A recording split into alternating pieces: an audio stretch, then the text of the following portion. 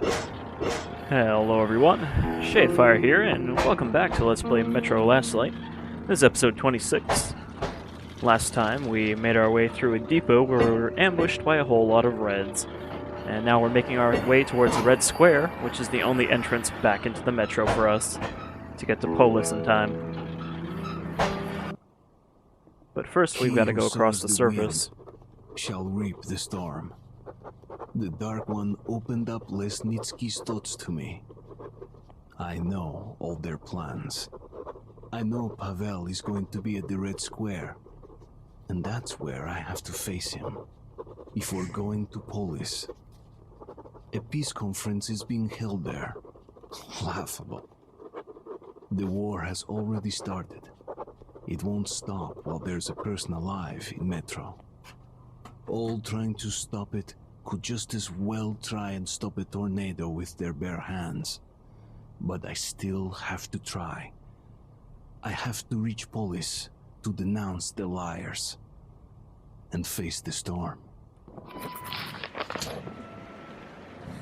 Shadows here. Many. Don't see me, don't hear. Alive and dead at once. Very strange. So, rather than the last level where we spent most of it in an indoor area on the surface, this level's a lot of indoor areas mixed with outdoor courtyards and That's stuff. them.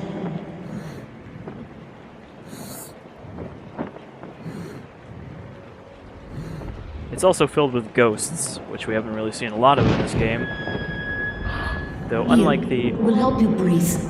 the ghosts from the first game, the ghosts in this game don't do damage to you when you touch them. I'll catch up.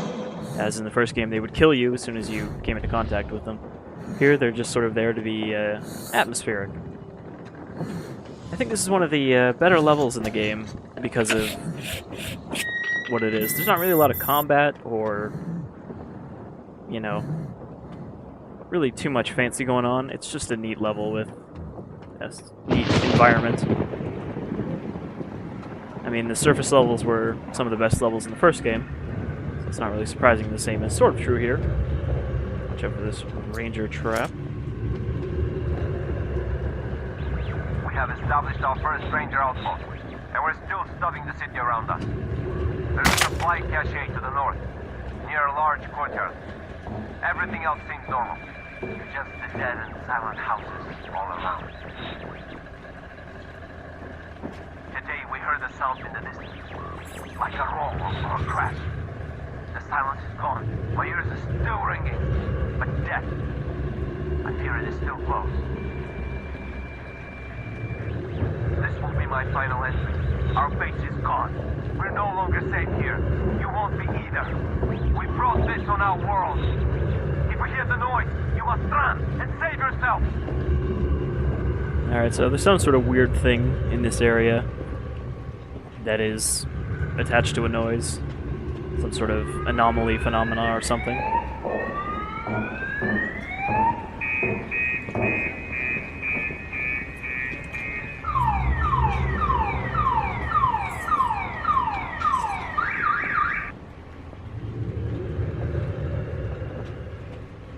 And like other levels with ghosts in them from the previous game and this one, we'll get little snippets of, you know, just before the bomb struck and life before it ended. It's one of those sort of unexplained phenomena in the Metro universe and why there are sort of shadow ghosts.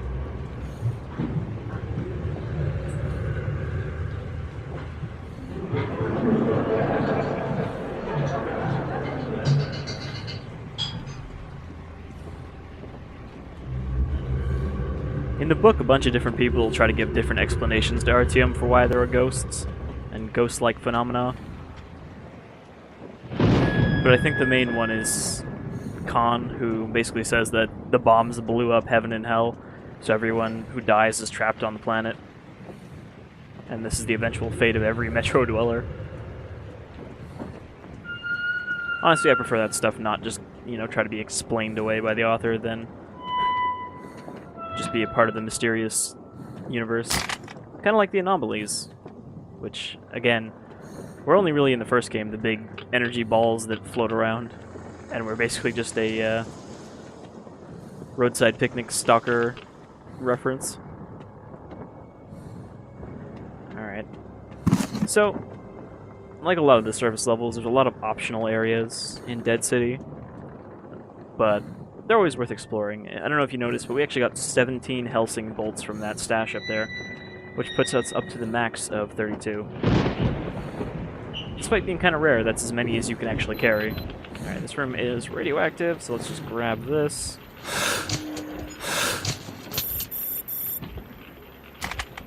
Let's just not worry about the fact that we're putting a radioactive gas mask on our face. Also, one effect that isn't mentioned by the game, I don't think, unless there's a tooltip for it, but when you're standing in a radioactive area like that, your gas mask filters will actually burn faster. So you might not notice that, but something to consider, especially in Ranger difficulties, where you don't have as many filters.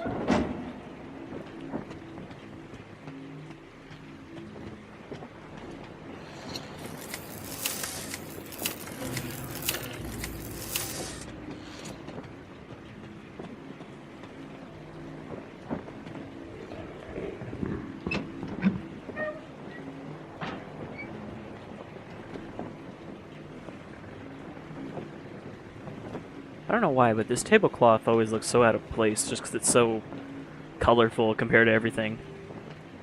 Like, you'd think that this would have rotted away by now, or at least been leached of its color.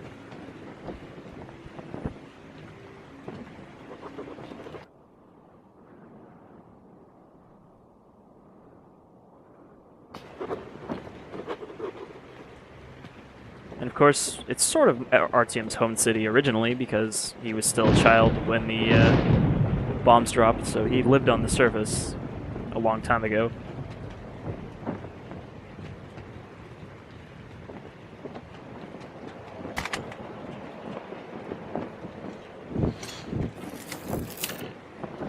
The lighting in this level is a little weird, because it seems to randomly go between sunny and raining, or sunny and raining.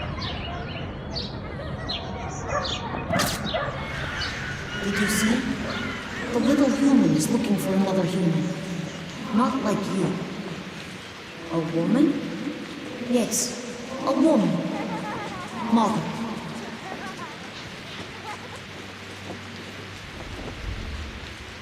Also, unlike the first game, the ghosts in this game, you can't really see them if you aim your flashlight straight at them. But try not to kill aimlessly. You have to sort of point your flashlight next to them to actually be able to see them. I'll be nearby. Artyom, catch. I think those Dark One items are scripted, like items he finds for you. Because usually he tries to give you something you already have a bunch of, unless it's filters.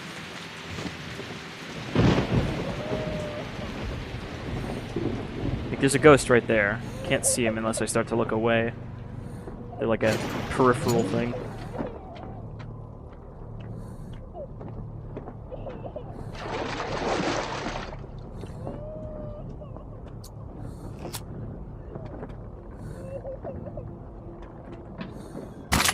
Another booby-trapped cache, and some arrows we can't take.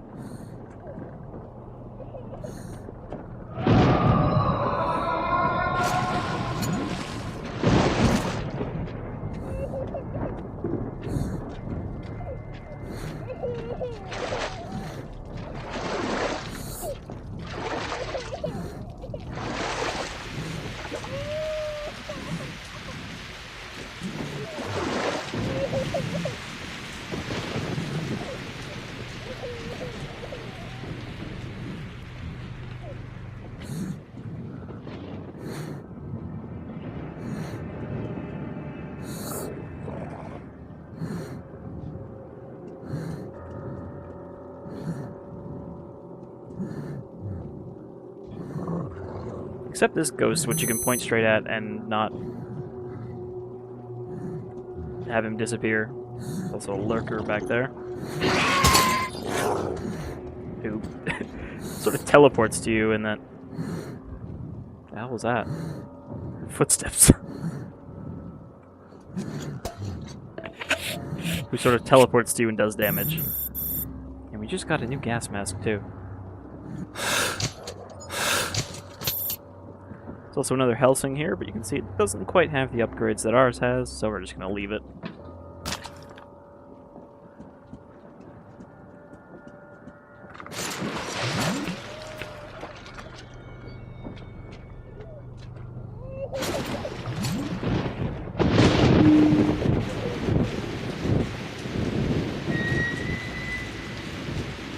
And of course, just like every other part of Moscow, there are demons here.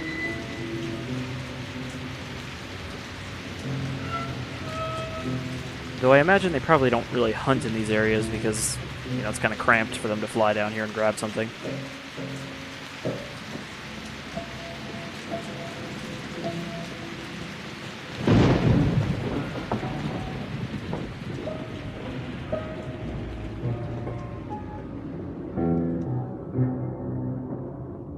Sounds like we got a burgeoning Mozart in here.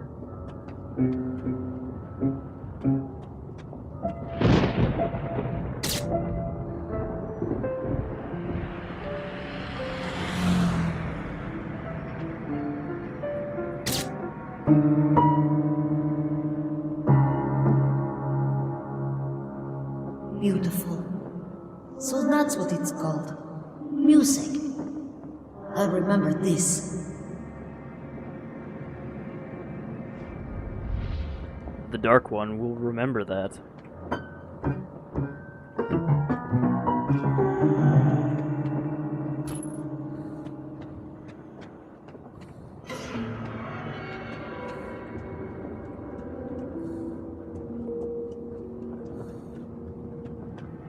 We're at a point in the game now where I can probably actually use some of our military-grade rounds as ammo, or, yeah, as actually, you know, shooting it off instead of just saving it for money. Much like the first game, there's a certain point you'll hit where every level after that you won't be able to spend your money, so you want to spend it all by then. We're not quite there yet. Can't see well with eyes. I see shadows better.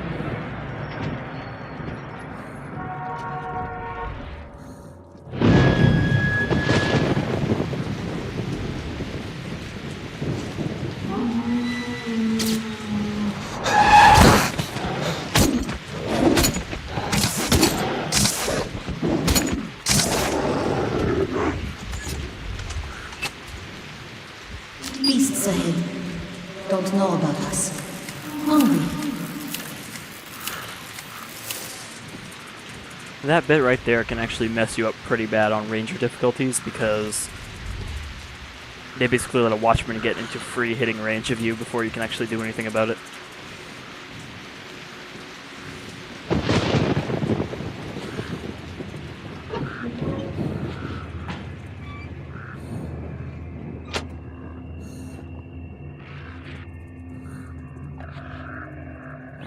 Our orders were to check all the courtyards. The fastest closed. The only way to the Kremlin is by rooftop. We're climbing up now. We're riding out the hurricane. Haven't moved for 5 hours now. Church heard some voices. Went to check it out. I searched and couldn't find Serge. Weird shit is happening. We're trying to go to the train depot and enter Hansa. Fuck the Kremlin. Go find it yourself. I don't know if that's a team of stalkers or rangers or what, but one element from the first game that I wish had gotten addressed from the book is the Kremlin. In the book series, or at least in the first book, since I don't think they go in the surface on 2034, the Kremlin has basically a sort of mind control field where if people look at the stars on top of the Kremlin, it will basically make them walk straight to the Kremlin and inside, because there's a giant goopy psychic biomass thing in there that apparently is all of the people that were in there melted together by some sort of experimental weapon dropped on the Kremlin. In the book, Artyom nearly gets pulled in by this, but gets saved by the people he's with, but it never gets addressed in the first game, as you never actually see the Kremlin anywhere. It's kind of implied by the point in this game that's been dealt with, Obviously, they wouldn't be able to be at the Red Square if they could see the Kremlin so easily from there. But I guess that's maybe referencing that there's weird shit going on at the Kremlin.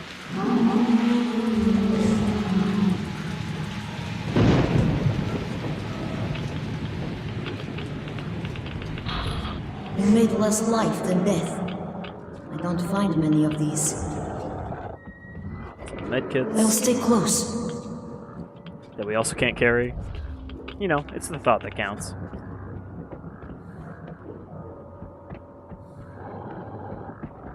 So the Dark One didn't say it, but he's supposed to tell you that these huntsmen here are hungry but don't know you're here. So you have a chance to not fight them. I mean, obviously we could, but let's see if I can sneak past them.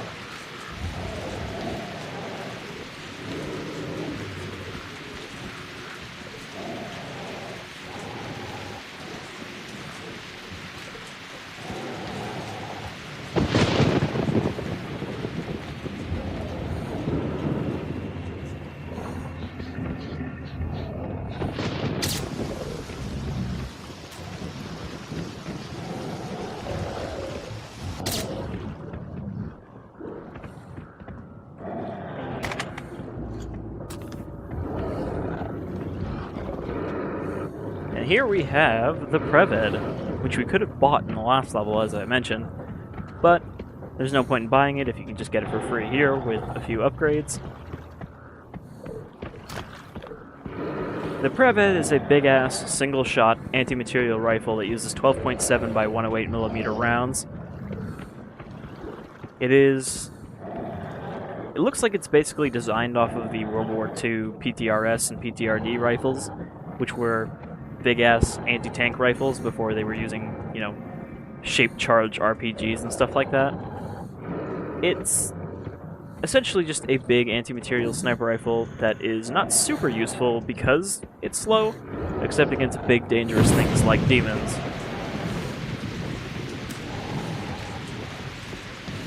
We're gonna hold on to it though because it is fairly handy for specific situations.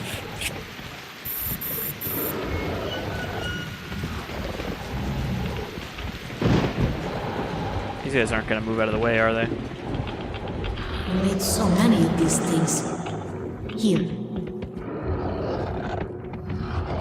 More bullets. I'll come back.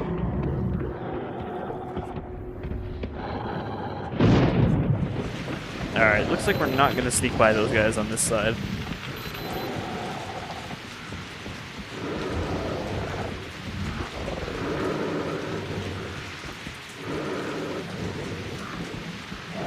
I mean, it's not completely necessary. Obviously, we could just shoot him.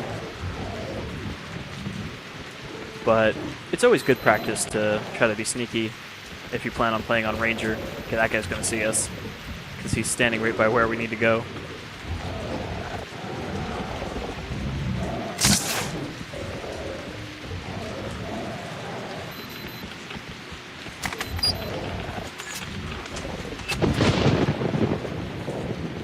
Looks like we didn't piss off the other ones, though.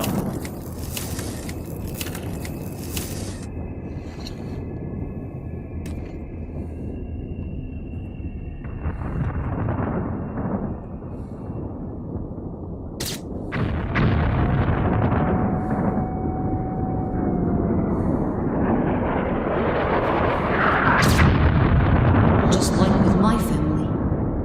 So that's what it's called. Missiles. I'll remember this.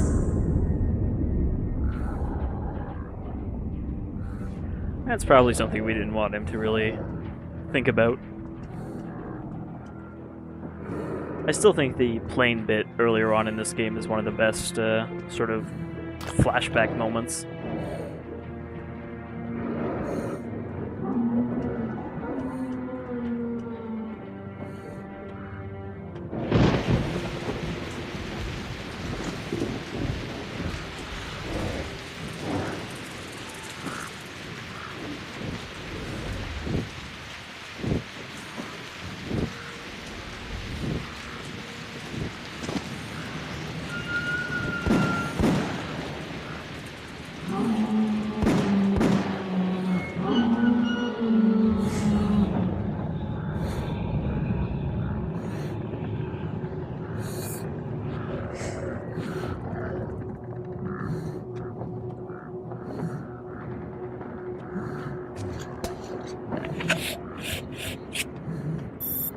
Weird, I wonder why we're not getting some of the Dark One audio.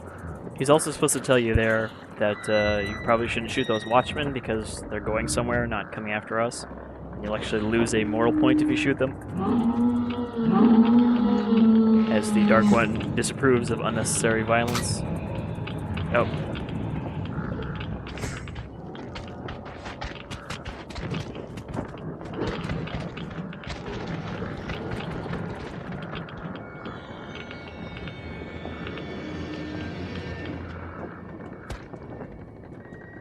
I don't remember there being a second group. We go up here, by the ladder? Now I know the word. Yes.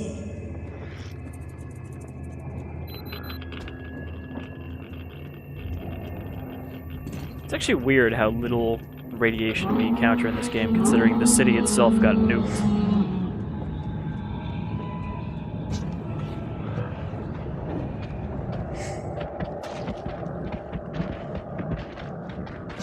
There's a winged one. Watch out. Like, considering that this is a nuclear apocalypse, you think nuclear radiation would be kind of a major threat, but we very rarely encounter pockets of it.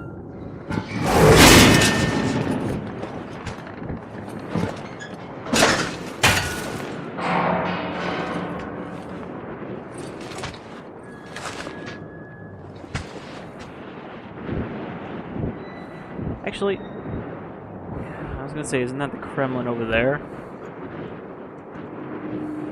I mean, you don't see the stars, but it looks like part of it.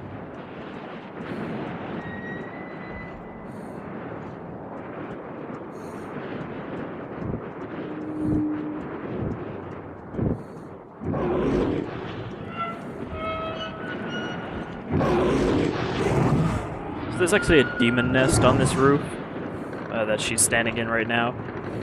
Just barely see there's a baby one in there too. We'll also lose moral points if we kill either one of these, and more if we kill both of them, since it is basically just a mother defending her nest.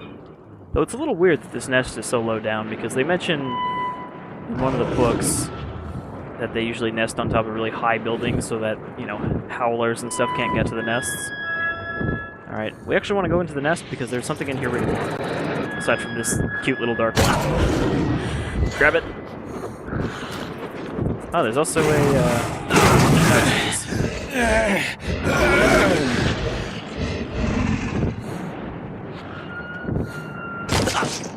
I'm not sure why she sort of just flies you around and then drops you on the roof. There's a Kalash 2012 in there, but if we get grabbed too many times, we're gonna fall off the roof. Just wondering if I want to switch out my VSS for the Kalash. The Kalash does pretty good damage, but it shoots really fast. So, it's not a great way to conserve ammo. But we've got a lot of ammo. Let's try grabbing it before we get grabbed. Come on. Oh god.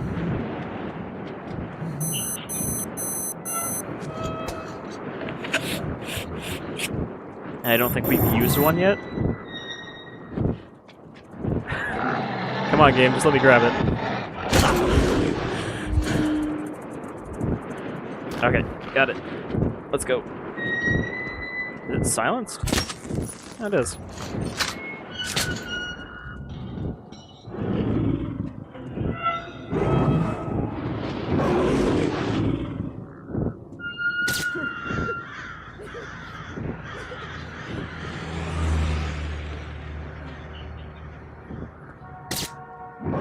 He does not understand that he's dead. He's still waiting for his mother. But she is not coming. Mine neither. Because your people killed them all. Wow, that's a bit harsh. I mean, it's also completely true, so can't blame him too much. But it makes the relationship kind of awkward.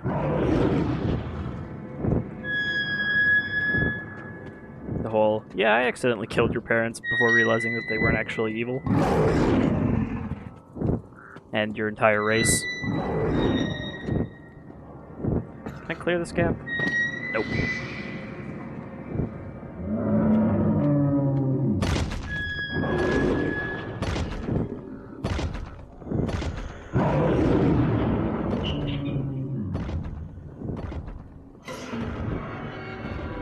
not sure if you actually noticed it before, but we've actually heard something very large stomping around on the surface and near surface levels a couple times.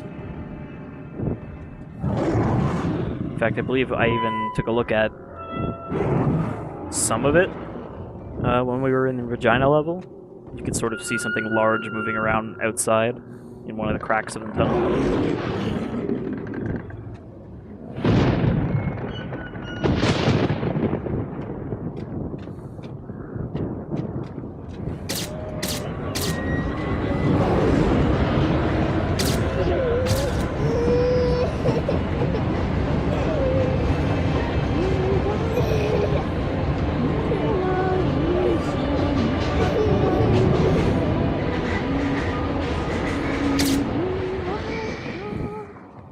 It is not a shadow. You, yourself. Long, long ago. It's kind of weird because I think they just reused Anna's model for your flashback mother there. There's a couple places where they use other characters' models in flashbacks like that, because they kind of hope with the blur filter you won't notice.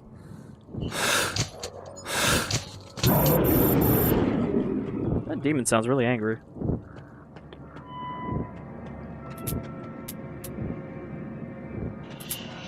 Probably just doomed any stalkers that are going to be wandering through the area anytime soon. Got another area of the darkness here, the anomaly that prevents us from using either of our light technologies.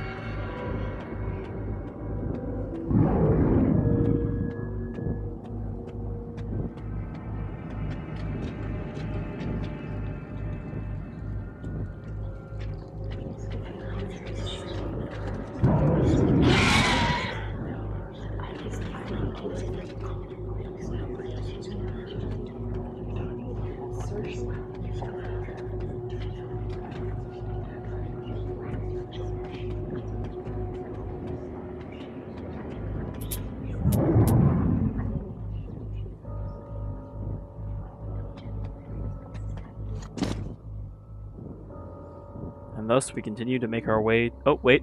Before I say that, let's read that journal entry we pulled out of the nest. Wasn't really a good time.